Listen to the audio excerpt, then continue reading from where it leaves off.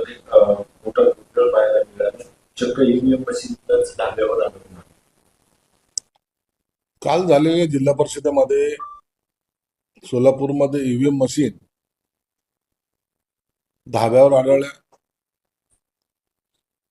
आता ते प्रवासात होते की जाणून बुजून तिथं मशीन गेल्या, हा चौकशीचा भाग आहे. परंतु याची दखल निश्चितपणे निवडणूक आयोगाने घेतली असेल. म्हणून आता नेमका प्रकार काय आहे हे त्या अधिकाऱ्यांनी स्पष्टीकरण दिल्यानंतर लक्षात येईल. उपमुख्यमंत्र्यांचा अपघातीत मृत्यू 10 दिवस झाले, पण त्यात आता वेगवेगळेच दावे संशय व्यक्त केले जातो. आता मुटकरी यांनी संशय व्यक्त केला, पायलटचा 50 कोटींचा विमा होता, सुसाईड बॉम्ब अँगलने ही चौकशी होती.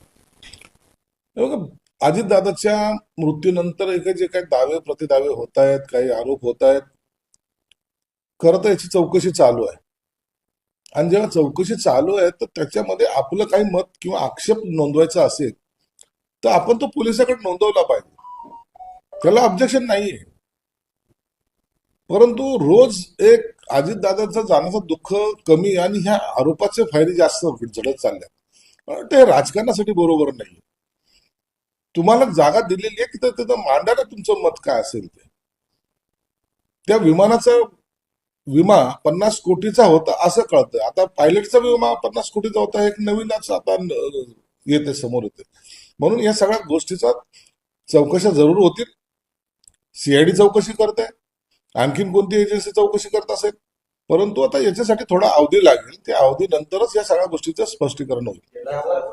सोशल मीडियावर आणि गाव खेड्याच्या पारावरच्या त्या गप्पा जर बघितल्या तर त्याच्यामध्ये अजित पवार जिवंत आहे, ते 10 तारखेला परत येतील असं म्हणजे सोशल मीडियावर खूप मोठ्या प्रमाणात त्या सगळ्या गोष्टीचं आपल्याला पाहायला मिळत. हे बघा, सोशल मीडियावर नेमकं आता कधी काय येईल ना याचा काही भरोसा राहिलेला नाही.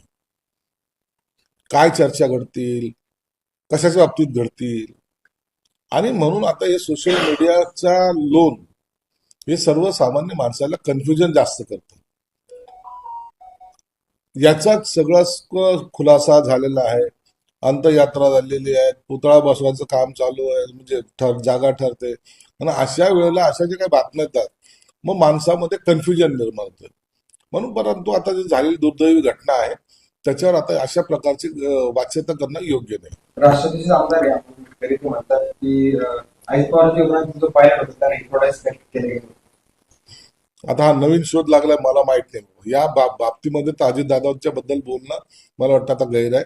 अशा प्रकारचे आरोप करणं सुद्धा गैर आहे. मोहन भागवतांचं एक वक्तव्य आहे, संघाचा संघचालक हिंदू असेल मग तो एससी असो किंवा एसटीचा असो. संघाचं एक आपलं धोरण असतं, संघाचे निर्णय ते स्वतः घेत असतात. आणि म्हणून त्यांच्या कार्यकारिणीमध्ये काय घडेल, कुणाला करायचं, हा त्यांचा प्रश्न आहे. परंतु एवढं मात्र निश्चित आहे की ह्या संघाच्या कार्यकारिणीमध्ये इतरांचा हस्तक्षेप नसतो. संघ हे स्वतंत्र निर्णय घेत असतो.